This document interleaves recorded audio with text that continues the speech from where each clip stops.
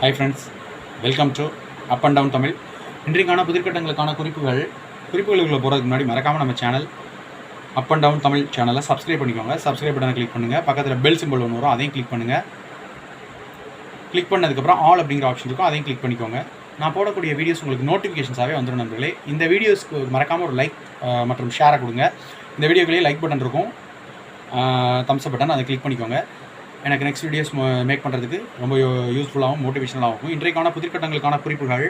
இது மொத்தம் 3 எழுத்துக்களை கொண்ட ஒரு சொல். முதல் எழுத்து உங்களுக்கு திரையில் நீங்கள் பார்க்கக்கூடிய த அப்படிங்கிற எழுத்து உங்களுக்கு எளிமையாக இருக்கணும் அப்படிங்கிறதுனால கொடுக்கப்பட்டிருக்கு.